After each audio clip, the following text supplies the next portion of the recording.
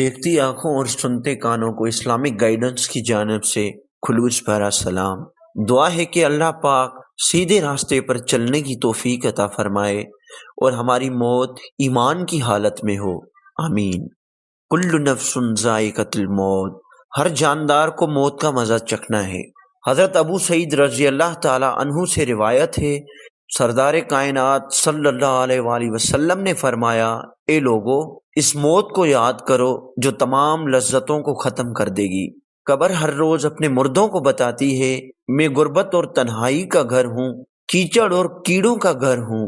جب مومن کو دفن کیا جاتا ہے تو قبر اسے سلام کرتی ہے اور اسے خوشخبری سناتی ہے کہ آپ میرے پیچھے آنے والوں میں بڑے عاشق تھے، آج میں تمہارا ہوں اور تم میرے پاس آئے ہو، اب تم میرے احسانات دیکھو گے۔ یہ کہتے ہوئے قبر چھا جاتی ہے اور اس کے لیے جنت کا دروازہ کھول دیا جاتا ہے، جہاں سے اسے جنت کی تازہ ہوا آنے لگتی ہے۔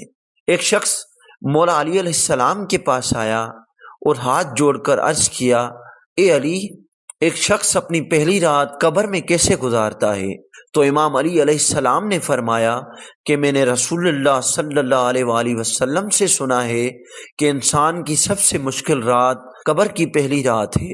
جب دوسرے لوگ، اس کے چاہنے والے رشتہ دار، دوست کسی مردے کو دفن کر کے چھوڑ دیتے ہیں تو وہ شخص روتا ہے، چلاتا ہے، اپنے دوستوں اور رشتہ داروں کو پکارتا ہے کہ مجھے یہاں چھوڑ کے نہ جاؤ، لیکن بدقسمتی سے اس کی آواز کوئی نہیں سن سکتا۔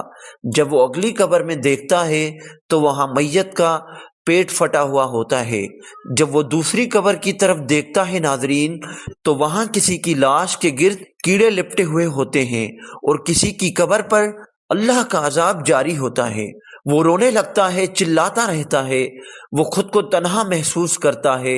اللہ گواہ ہے، انسان اپنی زندگی میں کبھی اتنا تنہا محسوس نہیں کرتا جتنا وہ اپنی پہلی رات کو قبر میں محسوس کرتا ہے۔ اس وقت اسے ایسا محسوس ہوتا ہے جیسے سورج ابھی غروب ہوا ہے۔ اسے اپنی قبر میں ہر طرف لال رنگ نظر آتا ہے۔ اتنی دیر میں وہ اپنی دائیں طرف سے دھواں اٹھتا ہوا دیکھتا ہے اور دو فرشتے اپنے بالوں سے مٹی اٹھا کر اس کے پاس آتے ہیں اور پھر پوچھتے ہیں، من ربک، تمہارا رب کون ہے؟ من رسولک، اور تمہارا رسول کون ہے؟ آپ نے اپنی زندگی کس مذہب پر گزاری؟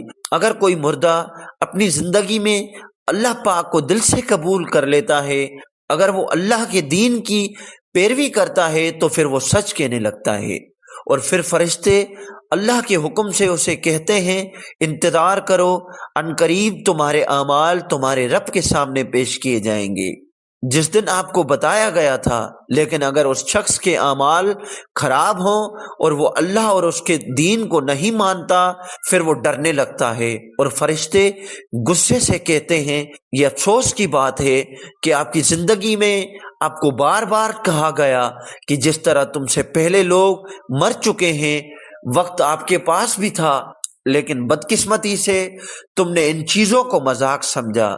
اگر انسان کے اعمال اچھے ہوں، پھر وہ نیکیاں انسان کی خوبصورت رہنمائی کرتی ہیں۔ اگر کسی شخص کے اعمال خراب ہوں، پھر بدصورت چہرے پر وہ اسی شخص پر لعنت بھیجتے ہیں۔ جیسے ہی فرشتے چلے جاتے ہیں تو اسی وقت قبر کا عذاب شروع ہو جاتا ہے۔ ناظرین، حضرت ابو ہریرہ رضی اللہ تعالی عنہ سے روایت ہے کہ رسول اللہ صلی اللہ علیہ وآلہ وسلم ایک جنازے میں شریک ہوئے، میں بھی اس کے ساتھ تھا۔ ایک قبر کے پاس بیٹھا اور کہا کہ یہ قبر روز پکارتی ہے، اے ابن آدم، تو مجھے کیوں بھول گیا؟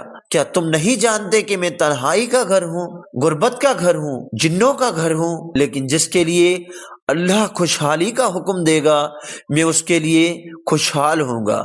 اس کے بعد رسول اللہ صلی اللہ علیہ وآلہ وسلم نے فرمایا، اے قبر، تم یا تو جنت کا باغ ہو یا آگ کا گولا۔ حضرت ابو حجاج رضی اللہ تعالی عنہ سے روایت ہے کہ رسول اللہ صلی اللہ علیہ وآلہ وسلم نے فرمایا، جب کسی مردے کو قبر میں رکھا جاتا ہے تو قبر اس سے کہتی ہے، اے ابن آدم، تو تباہ ہو گیا، تجھے مجھ سے کس چیز نے دھوکہ دیا؟